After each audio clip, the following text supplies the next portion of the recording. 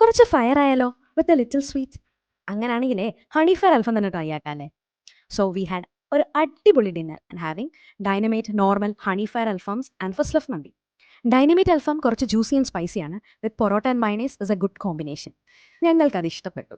അങ്ങനെ ഇരിക്കുമ്പോഴാണ് ദാ അടുത്ത ഐറ്റം വരുന്നത്. എന്താണെന്നല്ലേ, ഹണി ഫയർ അൽഫം തന്നെ.